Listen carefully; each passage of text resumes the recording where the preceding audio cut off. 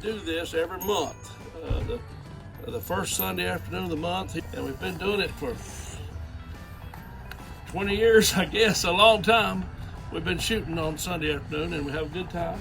And today, a lot of them are dressed in their period clothes. They're pretty big.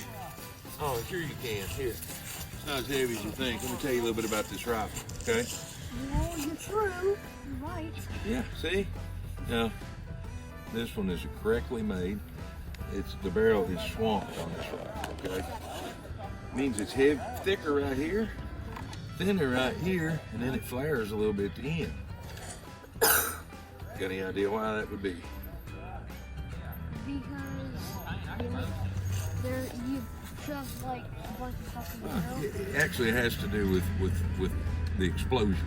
Back here, I need thick.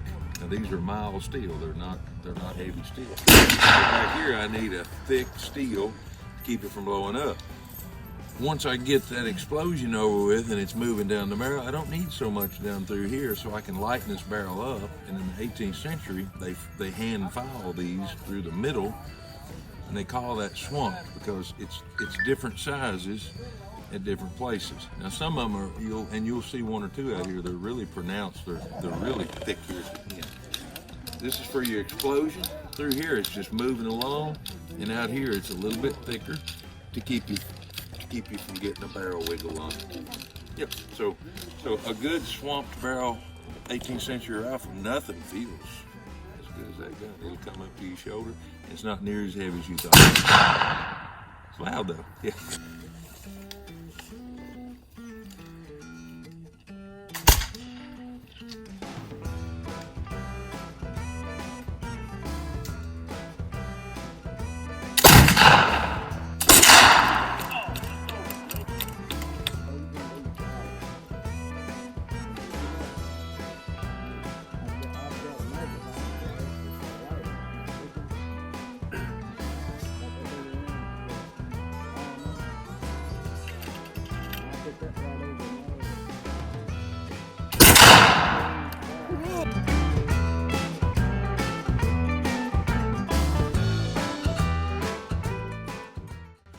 Right, that one laying down. I feel like it'll knock me back $500. It won't.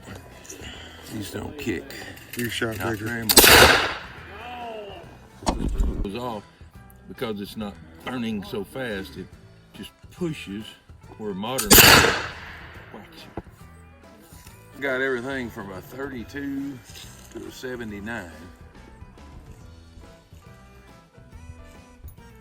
79.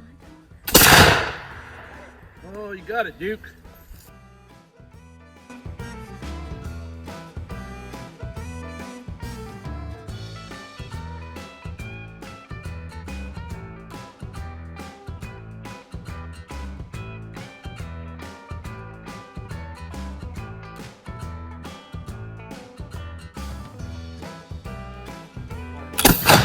Got it.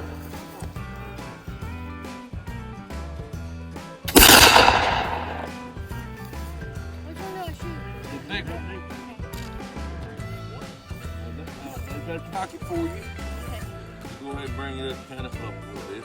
Cock it. I'm gonna go ahead. Now look, you got two triggers. I'm gonna set this one. You don't touch this one anymore. The front trigger is the one you're gonna touch, and all you gotta do is very easily squeeze it. You don't touch it until you get ready. Important that there. Okay? Just keep your finger out of the trigger. I'm gonna go ahead and set it. Okay. Okay. All right. Get it up. Get it on this barrel too. Where you need it. Keep it that way. You gotta get it to your Get it shoulder. to your shoulder. Hold on. You're all right.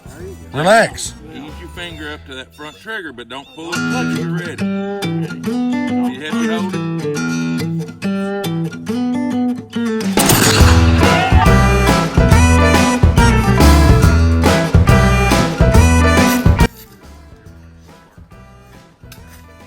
Was it the red one or the orange? The red man. I was trying to figure out how many things was hanging back there, but they just one target there. Yeah, it's just one target. I thought there's like 3 different targets hanging up No, there. it's just one man. He's a tough one. We need to listen. Is it a whole thing? Nope.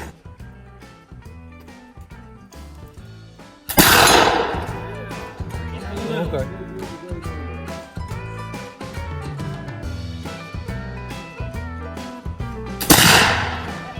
Got it.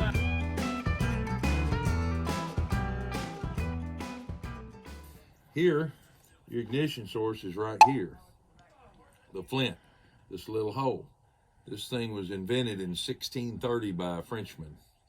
He was sitting around starting his cup of coffee. He was getting ready to start his fire with his flint and steel. He'd get a spark and he'd start a fire. But he thought, what if, because at the time there had been all manner of ways of making these guns go off. The popular thing at the time was wheel lock, which had a spinning wheel which would strike. You wound up like a clock. Yes.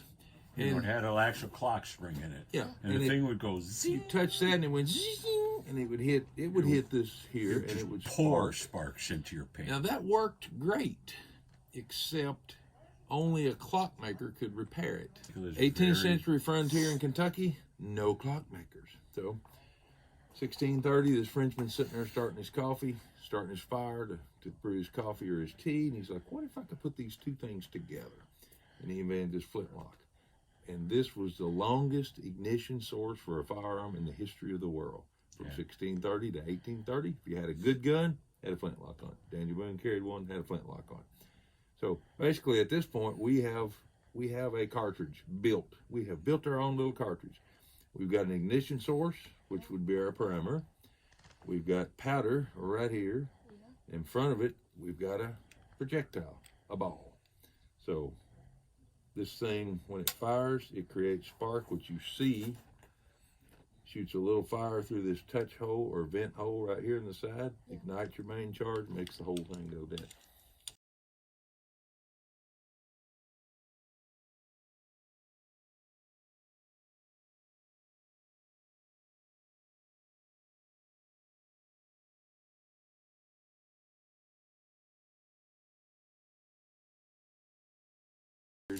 Rifle cartridge, whatever, has primer as an ignition source in the end.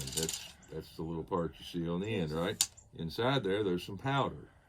In front of that is what? A bullet. Yeah. Okay? Now, we are loaded, we are primed, and we are at half cock.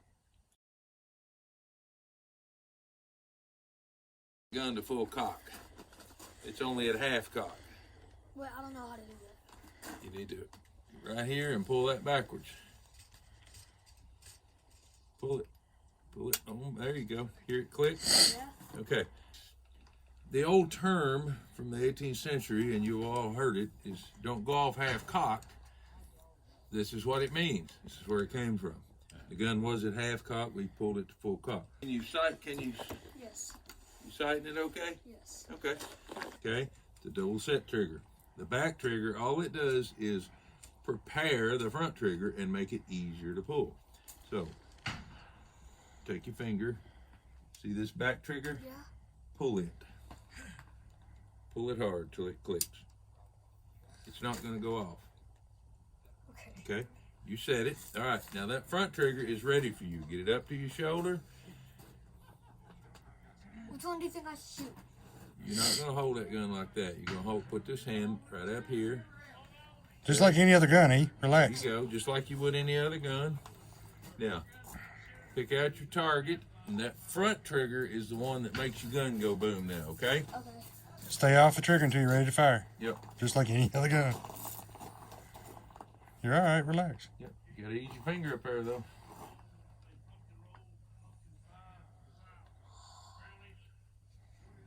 Don't let it scare you. It's just like any other gun.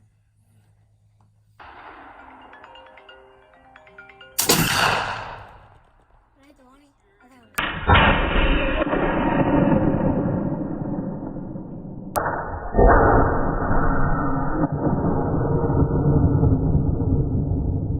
If you put too much black powder in it. If you put too much, that's why we all use a measure. Yeah. This one has, well, this gun would go, you could use 2 of these measures and it probably wouldn't hurt a thing, okay? Yeah. Yeah. It's going to shoot best. I shoot them 100 times, and I'll put 30 grains, 40 grains, 50 grains, 55, 60. all different, and I figure out which one this gun likes the best. This gun likes this measure, and it's just a little over 50 grains of powder. Okay, if I get too much in here, boom, I blow my barrel up.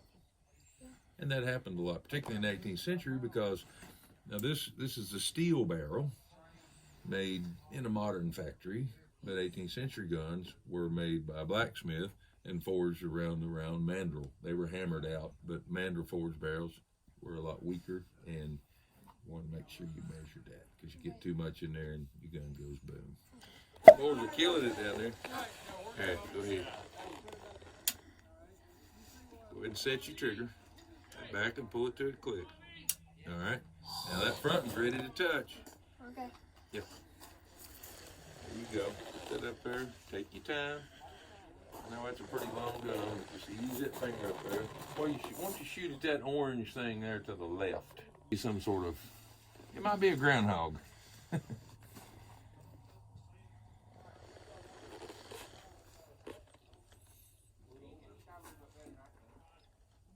Just when you get ready, you just squeeze that. You don't have to pull that trigger, okay? It's such a light touch. I thought that groundhog was a bunny.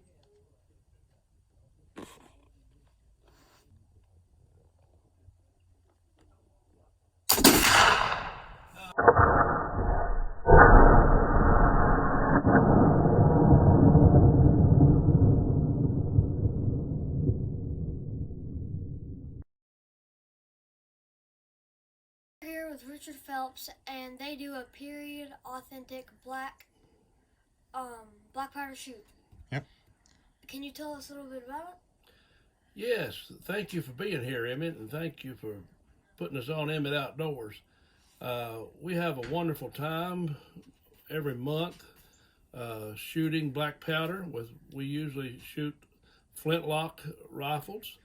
Sometimes people have percussion rifles, but it's always black powder. Sometimes we dress in authentic type clothing. As you saw today, there was a lot of the guys that were dressed today because they knew you were going to be here. But we have a wonderful time, and we've been shooting together for at least 15 years, and some of us been shooting together for 20 years.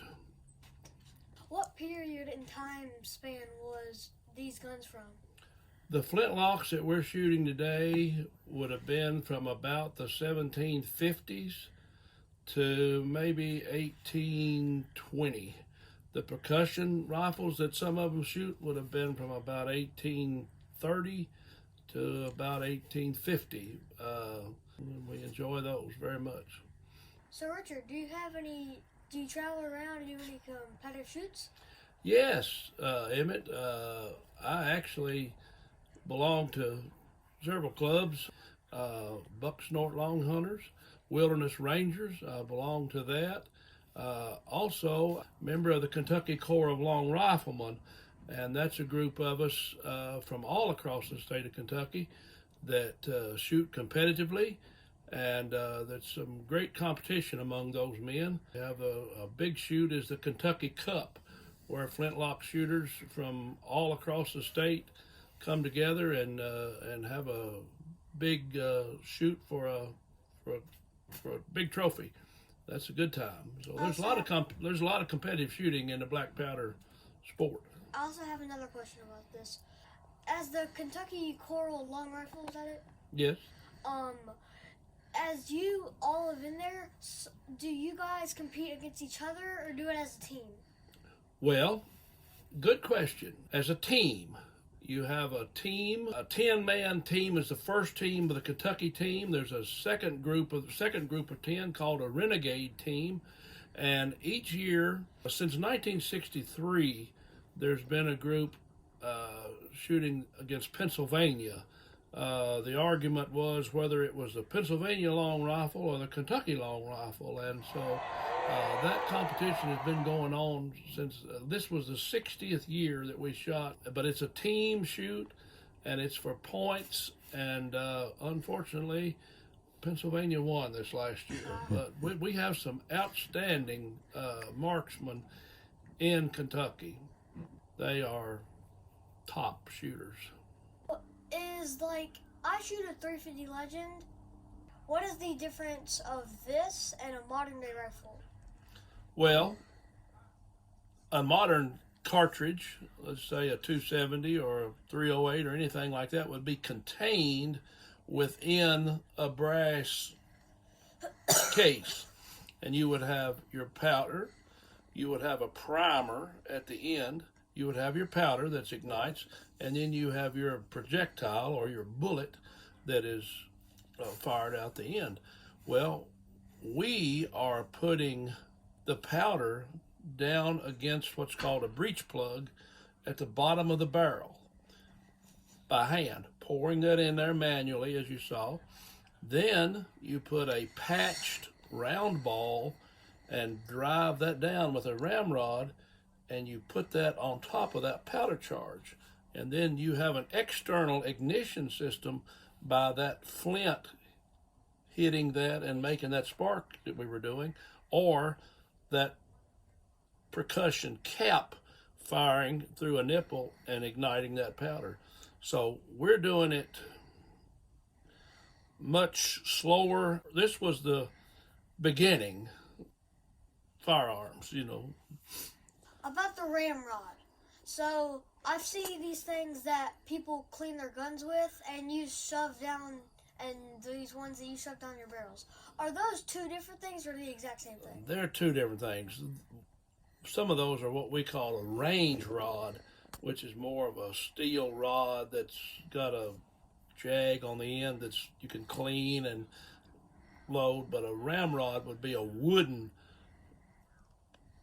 underneath the barrel of the rifle. If a kid wants to do this sport of shooting, what would be the best piece of advice to give them?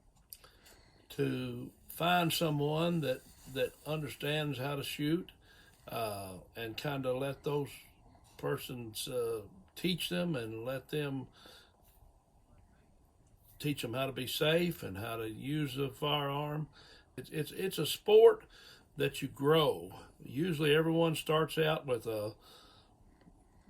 just a rifle to get them started, and then they kind of learn that and master that one. They want to move on up to a better one, and then move on up to a custom built rifle. And so there's a place for young people to get started. 4-H is a great program for black powder. I was involved with a group with our local sportsman's club, and I was impressed with the ability of those 4-H. That would be, and that's taught in most of your schools. I mean, it's a statewide program, and 4-H would be a great place for anybody to start. Thank you, Richard, for letting us be out here with you and be able to shoot and let us walk and video.